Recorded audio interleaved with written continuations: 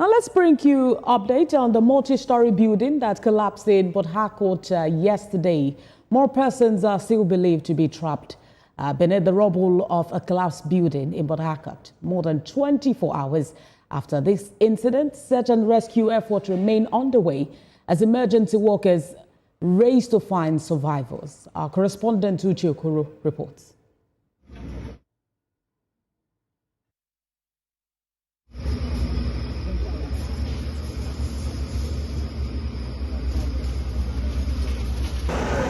Residents remain in shock as what was once a multi-story building under construction has been reduced to a heap of rubble. Eyewitnesses say many of those affected are construction workers and petty traders who had arrived at the site before the building gave way. We are living in our neighborhood. Before we know it, we hear some crack, and the building just collapsed once. Then around the line, even when we come out, we saw some boys. They went to buy food for some fish from the store like here. They just come out. They said they just come this morning. They're also in the building. Most of them brother they are there. So, and that one just fell down and started crying, saying brother is all inside their place. About 2 o'clock, when I got the report from my office that this building has collapsed. But so far, I think people have been saying that about two weeks or 1 month ago, that this building is bending. This building is bending. That the engineers or probably the people that are working there is not taking the information they're giving them. Rescue teams say the exact number of victims remains unknown, but efforts are being intensified to locate and rescue anyone still trapped. We have not seen the owner of the building. It's only because I had to call the heads of all the response agencies. We met with brainstorm before we began to activate all these machines.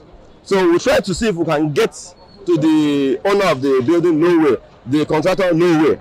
But that did not stop us. We have to commence and continue in the response. We can't really give you a figure of number of persons there. However, the information was that people do stay there. Some of them have left this morning before the whole thing happened. And we're able to see about 5 guys thereabout who went out. And they were giving information that, in fact, they said they want to go and pick money. Someone they did the work for hasn't paid them, so they left to go get their cash. Coming back, they saw all this situation. Officials say the joint rescue team will remain at the site until every trapped victim has been accounted for. Uche Okoro, TVC News, Port Harcourt. We're still in Rivers State, where the House of Assembly has adjourned sitting to consider a request by Governor Siminalayi Fubara for approval of the medium-term expenditure framework for 2026 to 2028. The framework is expected to pave the way for the presentation of the 2026 budget, a process that has been at the center of disagreement between the executive and legislative arms of government in recent years. Speaker Martin Amawile explained that the last MDEF considered by the Assembly was presented in 2022 by the previous administration. He also acknowledged that the document should ordinarily have been submitted in September 2025, but said the House would proceed with its consideration in the interest of Rivers State. Following a motion to defer the debate on the MTEF, lawmakers adjourned the plenary to the 26th of May. To give us an update on this, I'm joined by our correspondent, Uche Okoro, joins me from Rivers State. Uche, thank you for joining us at this time. The Speaker says that the document ought to have been submitted September last year. It's only been considered now. What impact is this likely going to have, this delay in the timely presentation and approval of the 2026 budget? And who bears responsibility for this lapse? Well, as far as responsibilities go, if you've been following the politics of Rivers State, you know that the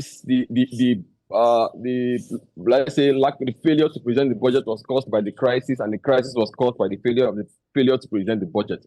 So that's as far as what is responsible for this goal.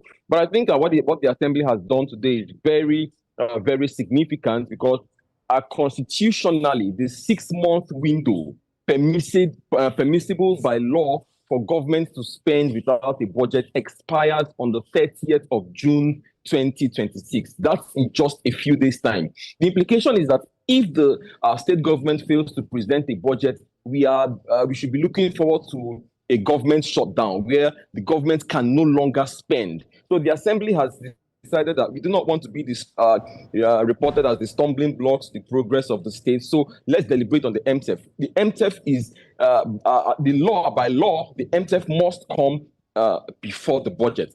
So the Assembly is saying, okay, we will make progress on the MTEF.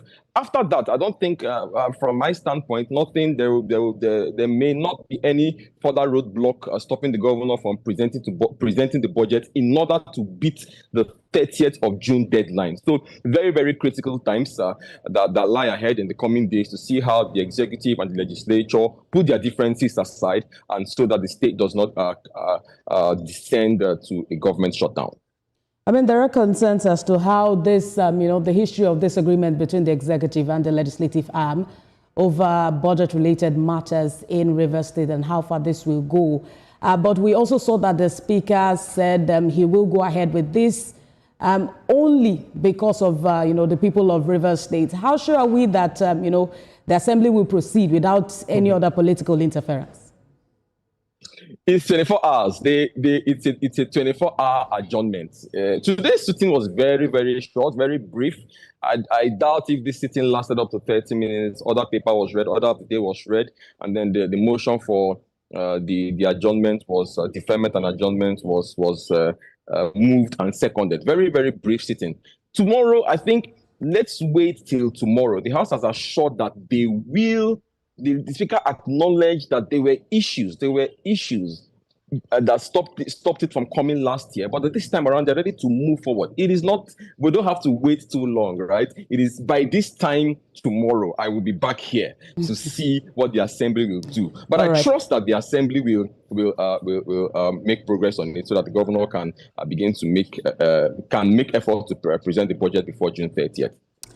All right. In the meantime, we understand there's been another unfortunate building collapse in Port Harcourt. Give us an update as to that, such a rescue effort specifically. Earlier this morning, when I reported live from the scene of that incident, the update was that rescue efforts were yet to commence. But before I left there, shortly after that crossing, the efforts resumed at about few minutes after 8 a.m.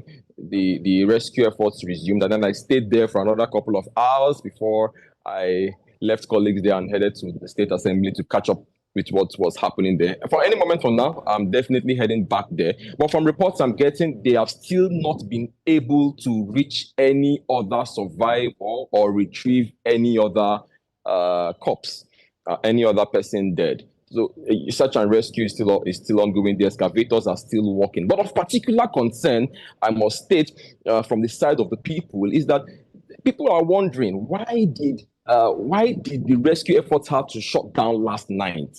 Before midnight, the ambulances and the operators of the heavy duty equipment had all left the scene. This morning, of course, we expect them to have been first to arrive before the onlookers. But you had to wait till 8 a.m. They said all of this might have contributed to reducing the chances of survival for those who are still feared trapped. But well, fingers crossed. We will not say fingers crossed. Let's just wait and hope for the best. Hope for the best, that they will still find a few more persons alive. Hopefully. We'll come back to you for more updates on that story. That's our correspondent in Rivers State, Uche Okoro, live for us.